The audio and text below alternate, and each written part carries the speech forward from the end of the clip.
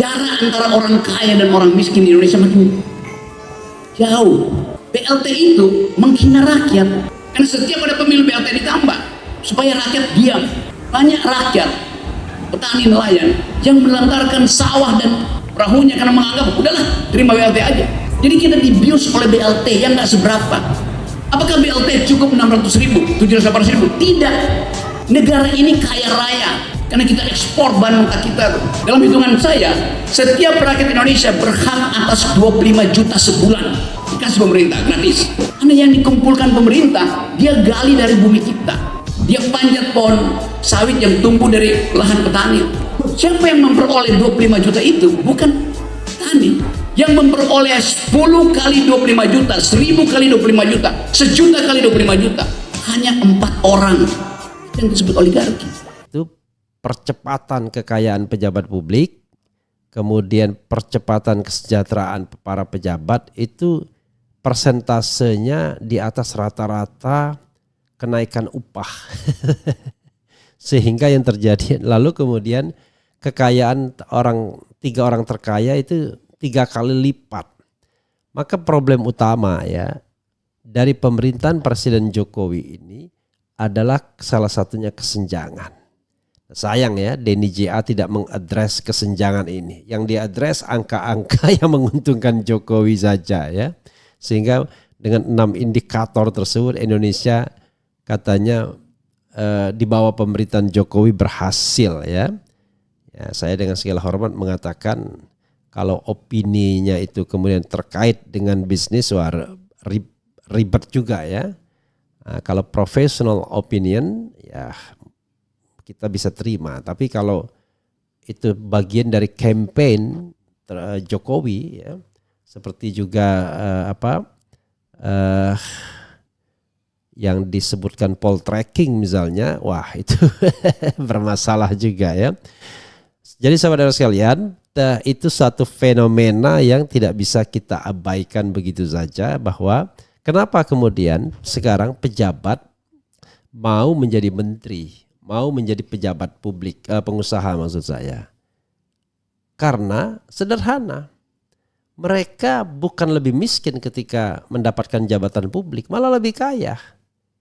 Karena iklim bisnis kita kan masih sontoloyo.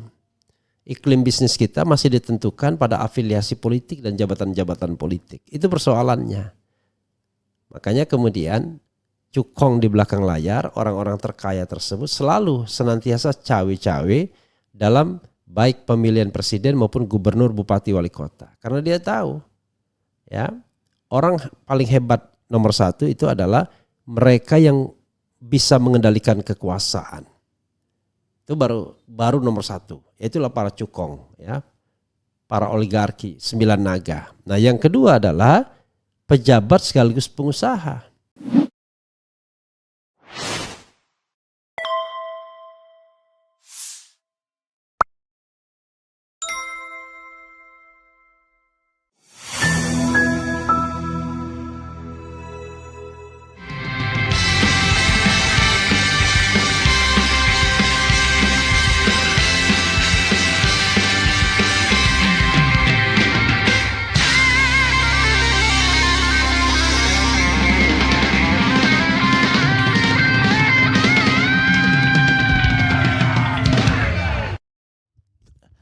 Assalamualaikum warahmatullahi wabarakatuh.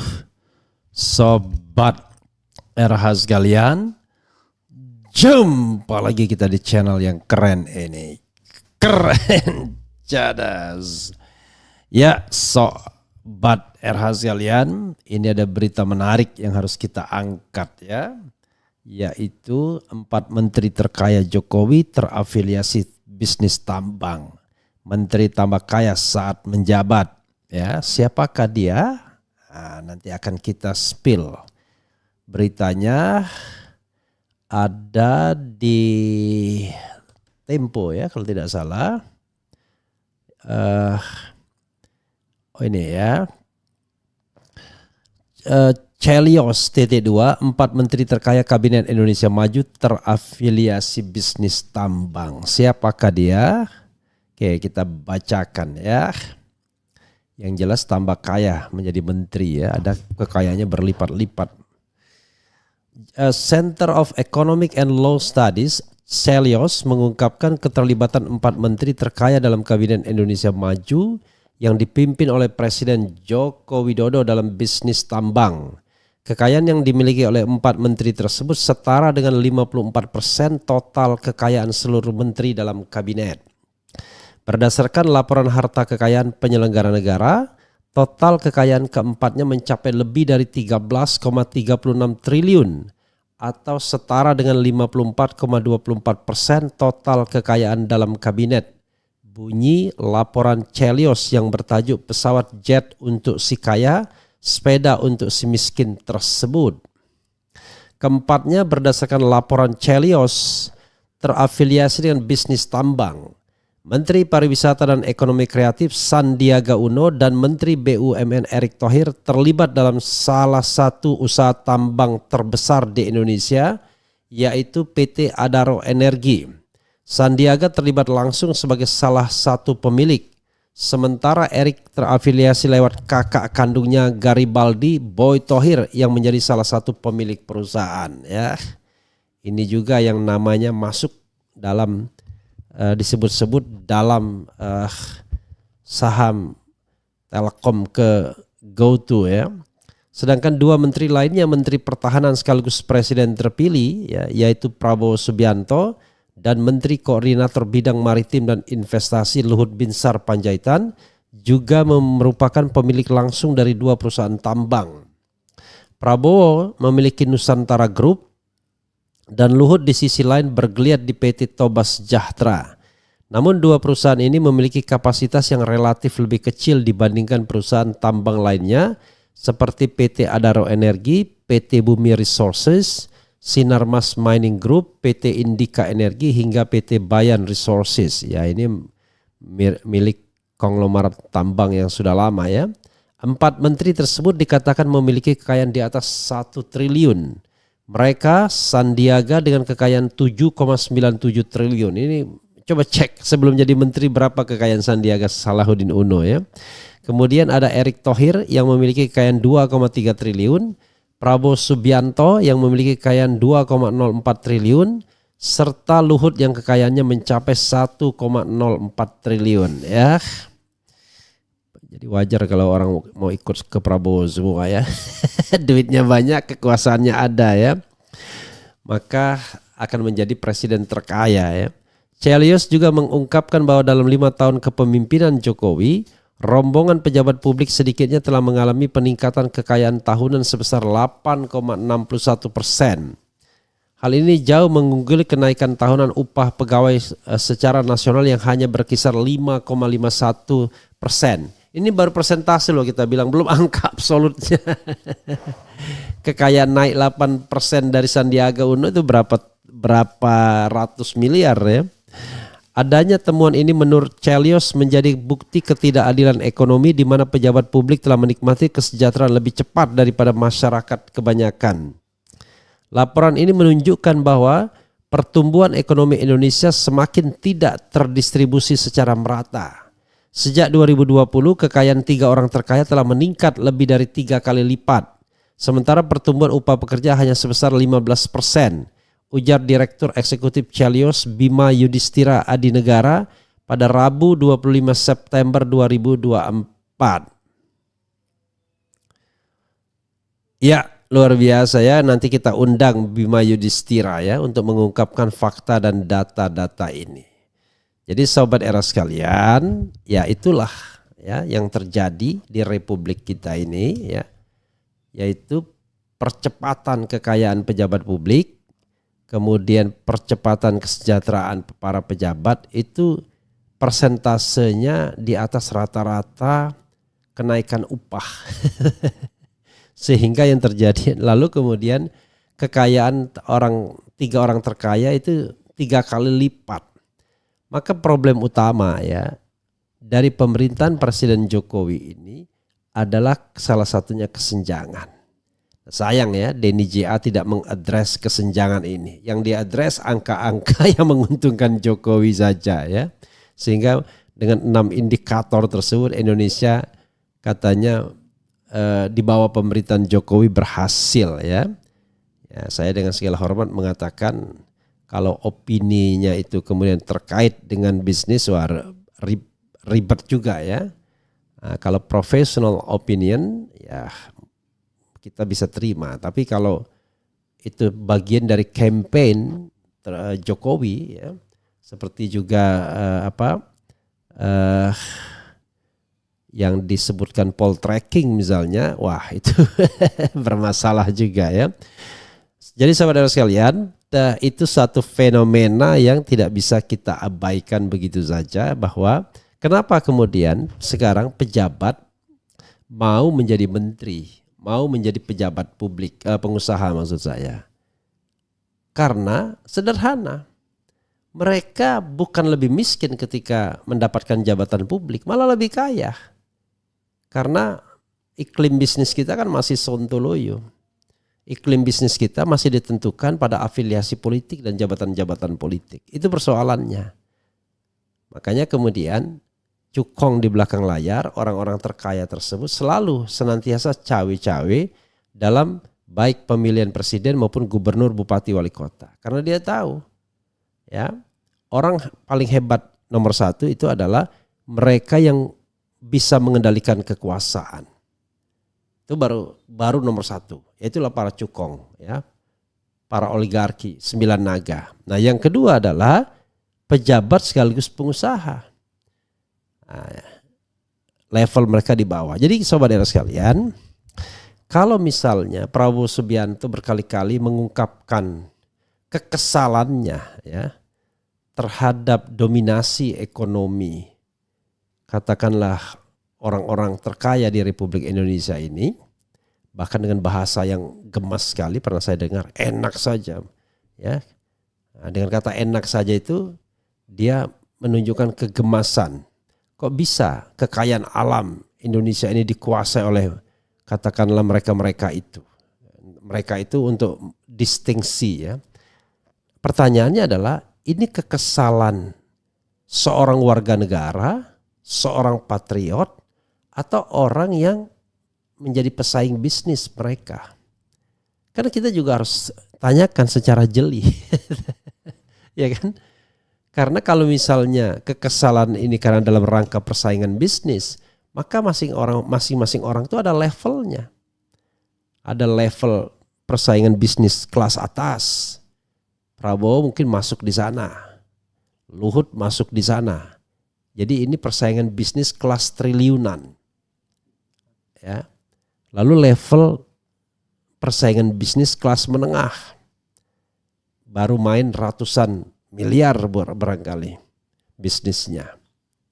Kemudian level persaingan bisnis kelas bawah, ya mungkin cuma sampai puluhan miliar saja.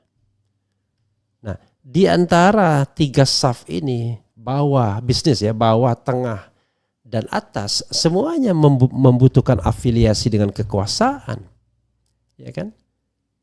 Makanya teman saya Kodari berbisnis, dia ini termasuk bisnis kelas bawah ya kan? Ya, mungkin bisnis yang melibatkan puluhan miliar. Tapi banyak kan bagi kita yang cuma pengamat kutu kupret seperti ini yang tidak memiliki lini bisnis apapun kan. Ada pengamat yang kemarin juga yang mengeluarkan opini baik kepada Jokowi, bisnis juga.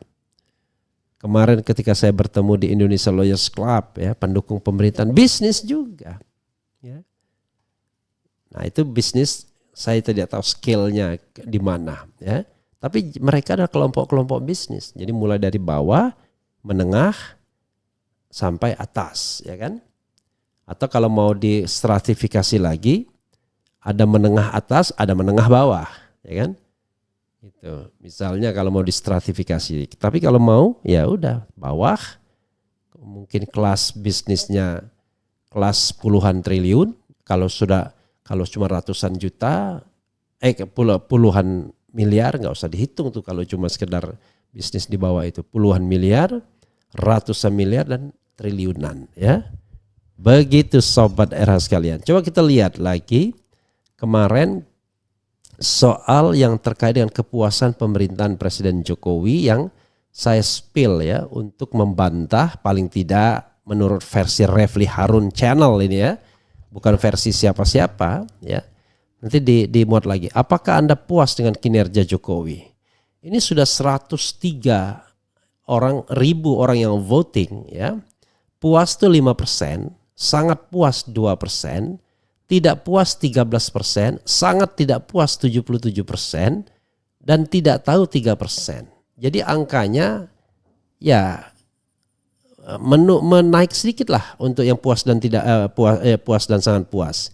Tapi angka persentase ditambahkan tidak puas 13 dan sangat tidak puas 77, itu angkanya 90% sendiri bro. 90% orang menyatakan tidak puas dengan Jokowi, 77% diantaranya mengatakan sangat tidak puas ya. Apakah dan ini bukan direkayasa ya, tetapi sesuatu yang dengan sendirinya muncul. Jadi di spill lagi ya, ditaruh lagi karena kemarin angkanya masih 65. Jadi satu hari saja kita buat itu dan 103.000 yang berpartisipasi dan angka puas tidak puasnya itu seperti yang saya katakan tadi. Jadi begitu ya sobat era sekalian. Coba kita bacakan soal menteri-menteri terkaya ini ya, dan juga bagaimana ekonomi Indonesia ke depan. Coba kita nanti hubungi Bima Yudhistira apakah dia mau ke RH Channel atau tidak untuk kita bicara mengenai temuan Chelios tersebut ya. Hadir pertama, support abangku Nur Aziza, sehat selalu Bang RH. Aku hadir kedua, kenapa tidak ada Rocky Gerung di ILC kemarin Bung Refli? Mana saya tahu. Ente pikir setiap saat harus ada Rocky Gerung diskusinya ya, di iNews, di ILC dan lain sebagainya. Sama seperti orang mengatakan kenapa tidak ada saya di iNews ya. Waalaikumsalam warahmatullahi wabarakatuh. Sehat selalu Bung Refli Harun.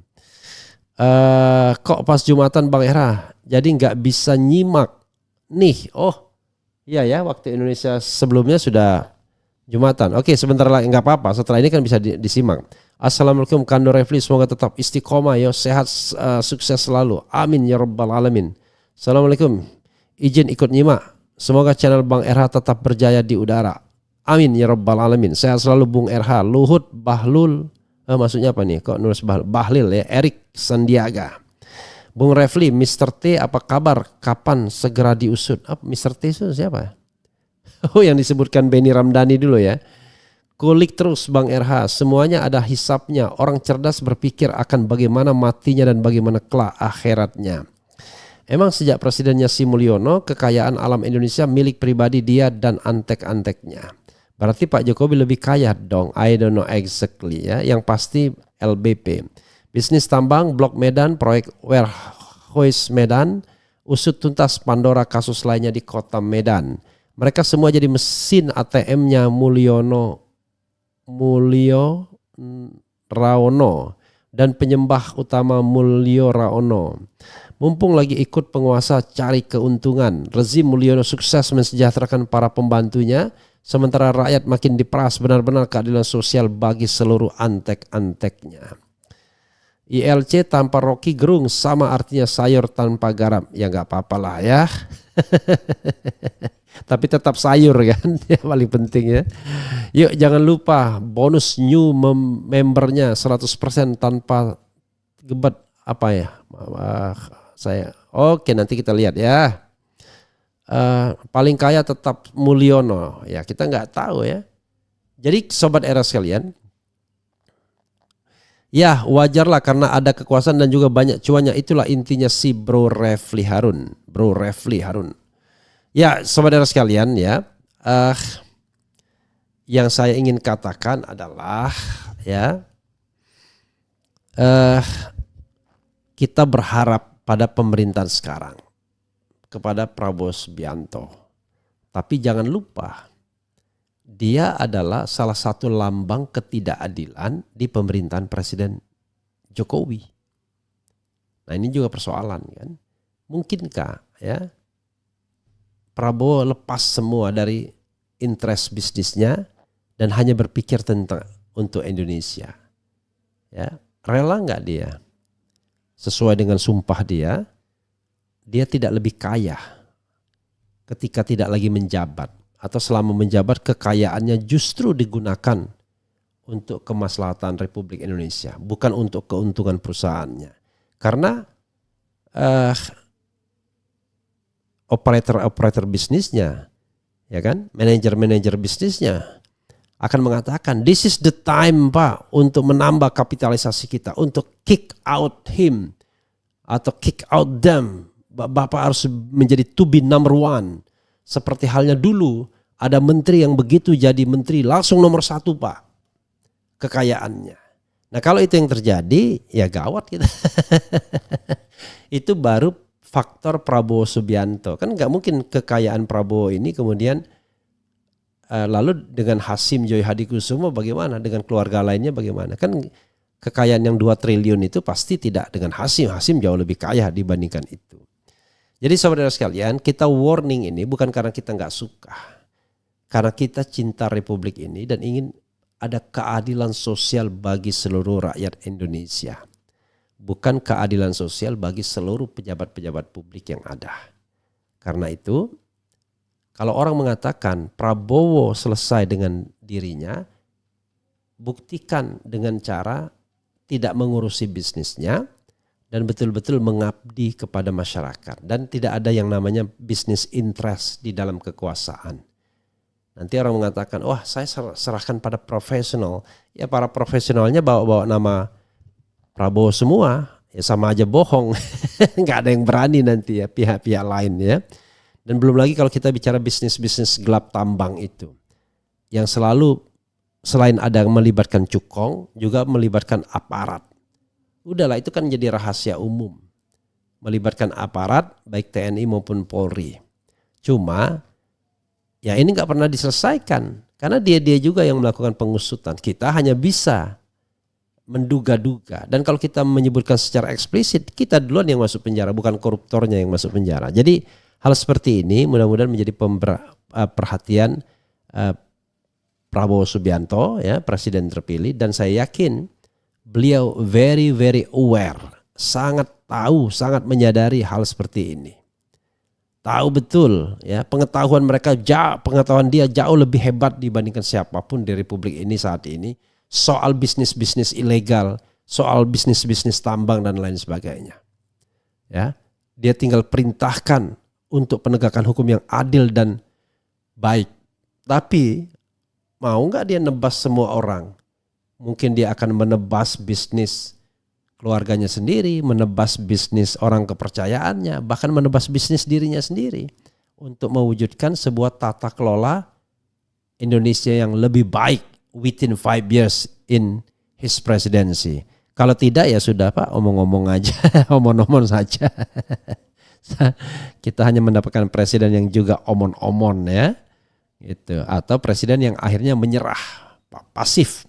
Ya, menyerahkan pada mekanisme pasar seolah-olah pasar itu bergerak sempurna. Enggak Pak, pasar tidak bergerak sempurna. Pasar itu bergantung pada kekuasaan kalau dalam bisnis-bisnis seperti pertambangan dan lain sebagainya.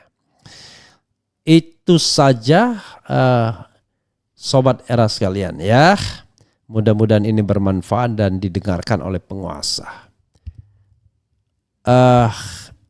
Wassalamualaikum warahmatullahi wabarakatuh. Keren, cadas, cie.